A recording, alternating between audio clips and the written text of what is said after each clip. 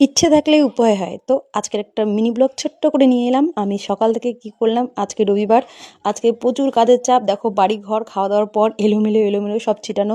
শাশুড়ি মার ঘরটা পরিষ্কার ও শাশুড়ি মার খাওয়া দাওয়া হয়ে গেছে, কাপড় কাচা হয়ে গেছে, এখন বাসন টাসন ধোয়া, অনেক কাজই বাকি। তার মধ্যে আজকে আমি যেই পার্টে ভোটের কাজ করছি সেখানে সেই পার্টের হিয়ারিং আছে, ভিডিও অফিসে তাড়াহুড়ো কাজ করছি, সব এলোমেলো কাপড় গুছানো, বাসন মাজা, বাপরে বাপ কত কাজ, বাড়ি ঘর পরিষ্কার করা, মানে হাঁপিয়ে গেছি কাজ করতে করতে। তো তাড়াহুড়া করে কাজ করছি, কাজ করতে করতে মধ্যে 11টা প্রায় বেজে পার হয়ে গেল, এখনও অনেক কাজ।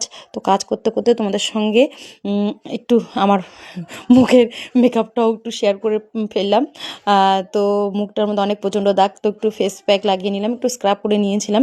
আমার ছেলে খেলছে, ছেলে মেয়েকেও স্নান করে রেডি করে নিয়েছি। তো আমিও প্রায় রেডি হয়ে যাবো এখনই, ছেলে মেয়ে রেডি, একটু টিপ কাজল লাগিয়ে দিলে ফ্রেশ হয়ে যাবে আর আমিও তারপরে রেডি হয়ে যাব। দেখো আমার ছেলে খালি ক্যামেরা অন বললেই হয়ে গেলো। তো আমিও রেডি, ছেলে মেয়ের জন্য খাবার রেডি করে রেখে দিয়েছি। তো আমার ফিরতে ফিরতে মনে হয় রাত হয়ে যাবে।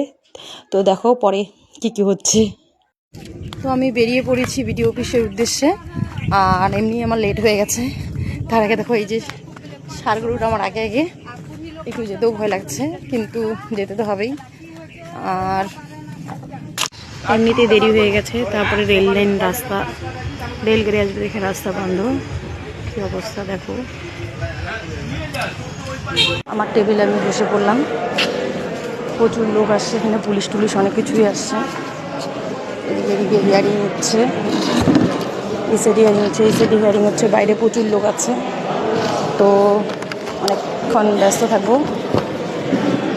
থ্যাংক ইউ সকলকে, প্রচুর ভিড় আছে এখানে। আমিও বসে গেলাম আমার টেবিলে, থ্যাংক ইউ সকলকে। প্রচুর লোক, তোমাদের সঙ্গে একটু শেয়ার করতে চলে এলাম। তো এখন পুরোপুরি ব্যস্ত হয়ে পড়বো। আমাদের বিডিও সাহেব, আইডিও সাহেব এখনও আসেনি, তাই বাইরে একটু চলে এলাম।